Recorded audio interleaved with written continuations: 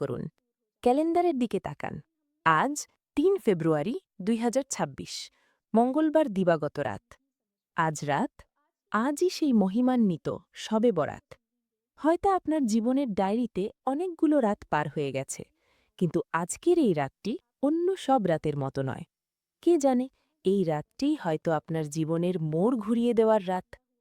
আজকের এই রাতে আসমানের মালিক, আমাদের দয়ালু রব মহান আল্লাহ তাআলা প্রথম আসমানে নেমে আসেন এবং বান্দাদের ডাকতে থাকেন ক্ষমার জন্য। বোন আমার, আপনি কি জানেন, হয়তো এটাই আমার বা আপনার জীবনের শেষ শবে বরাত। সারাটি বছর আমরা অপেক্ষায় ছিলাম। কত গুনাহ করেছি, কত ভুল করেছি, কত চোখের পানি জমিয়ে রেখেছি। আজ সেই চোখের পানি ফেলার রাত। আজ আর অলসতা নয়, আজ আর বিছানায় গা এলিয়ে দেওয়া নয়। আজকের ভিডিওতে আমি আপনাদের হাতে ধরে শিখিয়ে দেব মাগরিব থেকে শুরু করে ফজর পর্যন্ত একজন মুসলিম নারী হিসেবে আপনি কিভাবে প্রতিটি মুহূর্ত কাটাবেন। পিরিয়ড বা হায়েজ অবস্থায় থাকলেও কিভাবে এই রাতের পূর্ণ সওয়াব পাবেন। এবং হানাফি মাযহাব ও সহিহ হাদিসের আলোকে জানাব কোন কাজগুলো ভুলেও করবেন না। তাই অনুরোধ, শয়তানের ধোকায় পড়ে ভিডিওটি স্কিপ করবেন না। শেষ পর্যন্ত সাথে থাকুন, ইনশাআল্লাহ আজকের রাতটি আপনার জান্নাতের উসিলা হবে। শবে বরাত বা লাইলাতুল বরাত শব্দটির অর্থ হল মুক্তির রাত, গুনাহ থেকে মুক্তি পাওয়ার রাত, জাহান্নাম থেকে নাজাত পাওয়ার রাত। আহলুস সুন্নাহ ওয়াল জামাআহ এর মতে এই রাতের ফজিলত সহিহ হাদিস দ্বারা প্রমাণিত।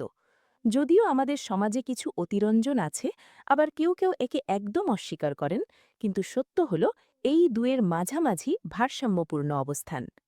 আমাদের প্রিয় নবী মোহাম্মদ সাল্লাল্লাহু আলাইহি ওয়াসাল্লাম ইরশাদ করেছেন, মধ্য শাবানের রাতে শবে বরাতে আল্লাহ তাআলা তার সৃষ্টির প্রতি বিশেষ দৃষ্টি দেন এবং মুশরিক ও হিংসুক ছাড়া তার সকল সৃষ্টিকে ক্ষমা করে দেন।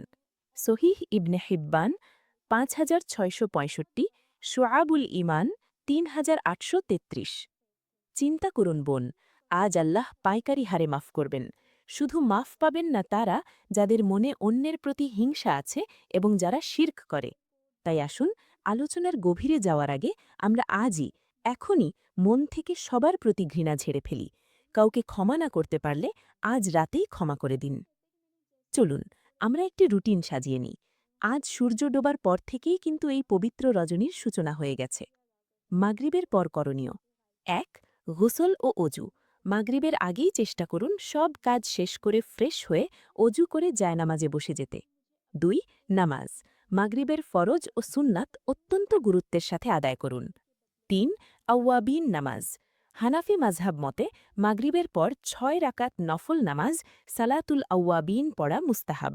এটি নফল, ফরজ নয়, তবে আজকের রাতে আল্লাহ নৈকট্য পেতে এটি পড়তে পারেন। ৪. প্রাথমিক তওবা। নামাজের পর কিছুক্ষণ বসে পড়ুন। মনে মনে বলুন, হে আল্লাহ, সারা বছর যা পাপ করেছি, এই সন্ধ্যা থেকে আমি তা বর্জন করলাম। বোনদের জন্য বিশেষ টিপস: রান্নাবান্না বা সংসারের কাজ মাগরিবের আগেই গুছিয়ে ফেলার চেষ্টা করুন। আজকের রাতে যেন রান্নাঘরে বেশি সময় নষ্ট না হয়। প্রয়োজনে পরিবারের সবাইকে নিয়ে সাদামাটা খাবার খান, তবুও ইবাদতের সময় বের করুন। রাত গভীর হচ্ছে, আল্লাহ রহমতের দুয়ার খুলে যাচ্ছে। এশার নামাজের গুরুত্ব মনে রাখবেন বোন, সারা রাত নফল পড়ার চেয়ে এশার নামাজ আউয়াল ওয়াক্তে ধীর স্থিরভাবে পড়া বেশি জরুরি, কারণ ফরজ বাদ দিয়ে নফলের কোনো দাম নেই। তাই এশার নামাজ ধীর স্থিরভাবে আদায় করুন। এশার পরের আমল: পবিত্র কোরআন তেলাওয়াত। এশার পর কিছুটা সময় কোরআন তেলাওয়াত করুন। সূরা ইয়াসিন, সূরা মুলক বা সূরা ওয়াকেয়া পাঠ করতে পারেন। বুঝে বুঝে অর্থসহ পড়লে কলব নরম হবে। নফল নামাজ: এই রাতে নির্দিষ্ট কোনো সূরা দিয়ে নির্দিষ্ট রাকাত নামাজ পড়ার কোনো ভিত্তি নেই। আপনি ২ রাকাত করে যত খুশি নফল নামাজ পড়ুন। সিজদায় গিয়ে নিজের ভাষায় আল্লাহ কাছে কাঁদুন। সালাতুত তসবিহ: যদি সম্ভব হয় জীবনে একবার হলেও সালাতুত তসবিহ পড়ার চেষ্টা করুন। এই নামাজের ফজিলত অনেক বেশি, তবে এটি ফরজ বা ওয়াজিব নয়। না পারলে সাধারণ নফল পড়লেই যথেষ্ট।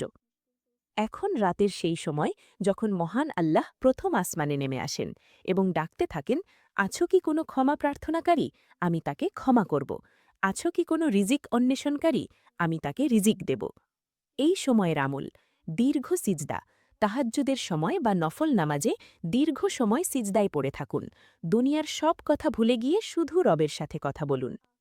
হাত তুলে মোনাজাত, নিজের জন্য, স্বামীর জন্য, সন্তানের জন্য, বাবা মায়ের জন্য এবং ফিলিস্তিন সহ সারা বিশ্বের নির্যাতিত মুসলিমদের জন্য দোয়া করুন। ইস্তেগফার, শেষ রাতে ইস্তেগফারের ফজিলত সবচেয়ে বেশি। আস্তাগফিরুল্লাহ বা সাইয়্যিদুল ইস্তেগফার বেশি বেশি পাঠ করুন।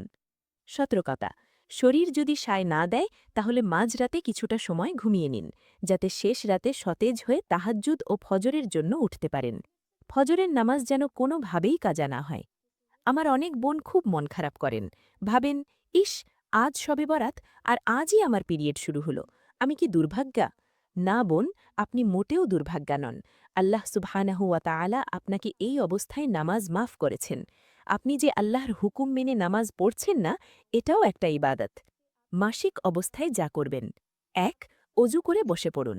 নামাজের সময় হলে অজু করে পরিচ্ছন্নতার জন্য জায়নামাজে বসে যান। ২.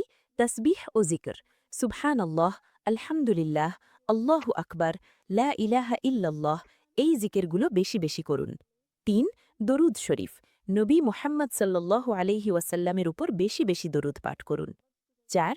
ইস্তিগফার ও দোয়া, তওবা করতে কোনো বাধা নেই, আপনি মন খুলে আল্লাহ কাছে দোয়া করুন। কোরআনের তেলাওয়াত স্পর্শ ছাড়া শুনতে পারেন বা মোবাইল অ্যাপে দেখে মনে মনে পড়তে পারেন, অথবা কোরআনের দোয়াসমূহ নিয়ত হিসেবে পড়তে পারেন। সুতরাং মন খারাপ করবেন না, আল্লাহ রহমত থেকে আপনি বঞ্চিত হবেন না ইনশাআল্লাহ। বোন আমার, সওয়াব কামাতে গিয়ে যেন আমরা গুনাহ না করে বসি। হানাফি মাযহাব মতে শবে বরাতে কিছু কাজ বর্জনীয়। ১. নির্দিষ্ট পদ্ধতির নামাজ। শবে বরাতে ১০০ রাকাত নামাজ পড়তে হবে, প্রতি রাকাতে ১০ বার সূরা ইখলাস পড়তে হবে। এই কথার কোনো ভিত্তি হাদিসে নেই, এগুলো মানুষের বানানো। আপনি সাধারণ নফল নামাজ পড়ুন। ২. আতিশবাজি ও আলোকসজ্জা, এগুলো বিধর্মীদের কালচার এবং অর্থের অপচয়। শবে বরাত ইবাদতের রাত, উৎসব বা ফুর্তি রাত নয়। ৩. হালুয়া রুটির প্রথা, শবে বরাতে হালুয়া রুটি খাওয়াকে অনেকে এই রাতের বিশেষ কাজ মনে করেন। এটা ভুল, ভালো খাবার খাওয়া নিষেধ নয়, কিন্তু এটাকে দিনের অংশ মনে করা বেদাত। রান্নাঘরে সময় নষ্ট না করে জায়নামাজের সময় দিন। ৪. মাজারে ভিড় ও বেপর্দা হওয়া, অনেক বোন এই রাতে কবর জিয়ারতের নামে বাইরে বের হন, যা পর্দাহানির কারণ হতে পারে। নারীরা ঘরে বসেই মৃত আত্মীয়দের জন্য দোয়া করবেন। শবে বরাতের পরের দিন অর্থাৎ ১৫ই শাবান রোজা রাখা মুস্তাহাব। নবীজি সাল্লাল্লাহু আলাইহি ওয়াসাল্লাম শাবান মাসে বেশি বেশি রোজা রাখতেন। এছাড়া আইয়ামে বীজের অর্থাৎ ১৩, ১৪, ১৫ তারিখের রোজা হিসেবেও এটি রাখা সুন্নাত। তাই শরীর সুস্থ থাকলে সেহরির আয়োজন করুন এবং রোজা রাখার নিয়ত করুন। তবে মনে রাখবেন, শুধুমাত্র ১৫ই শাবানের রোজা রাখা নিয়ে উলামাদের ভিন্ন মত আছে। তবে হানাফি মাযহাবে এবং ফাজাইলের ক্ষেত্রে এটি রাখা সাওয়াবের কাজ, কিন্তু এতে ফরজ বা ওয়াজিব মনে করা যাবে না। ভিডিওর একদম শেষ প্রান্তে চলে এসেছি।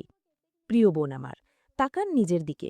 গত শবে বরাতে আমাদের অনেক আপনজন আমাদের সাথে ছিলেন, আজ তারা অন্ধকার কবরে। আগামী শবে বরাতে আমি বা আপনি থাকব, তার কোনো গ্যারেন্টি নেই।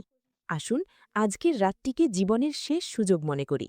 আসুন চোখের পানিতে বুক ভাসিয়ে রবকে বলি, হে আল্লাহ, আমি বড় গুনাহগার, কিন্তু তোমার দয়া আমার গুনাহের চেয়ে অনেক বড়। তুমি যদি মাফ না করো তবে কার কাছে যাব? আল্লাহ আমাদের সকল মা বোনকে আজকের রাতের বরকত দান করুন, আমাদের পর্দাশীল, নেককার নারী এবং জান্নাতি নারী হিসেবে কবুল করুন। প্রিয় বোন, দিনের স্বার্থে একটি অনুরোধ, ভিডিওটি এখনই আপনার পরিচিত বোনদের সাথে ফ্যামিলি গ্রুপে শেয়ার করে দিন। হতে পারে আপনার একটা শেয়ারের কারণে অন্য কোনো বোন আজকের রাতে ইবাদতের উৎসাহ পাবেন, আর তার সওয়াব আপনার আমলনামায় যুক্ত হতে থাকবে। আজ রাতে কে কি দোয়া করতে চান বা ভিডিওটি কেমন লাগলো তা কমেন্টে জানাতে পারেন। আমি ইনশাআল্লাহ আপনাদের সবার জন্য দোয়া করার চেষ্টা করব। এমন গুরুত্বপূর্ণ সময়ে সহি দিক নির্দেশনা পেতে আমাদের চ্যানেলটি সাবস্ক্রাইব করে পাশের বেল আইকনটি অন করে রাখুন। দেখা হবে পরবর্তী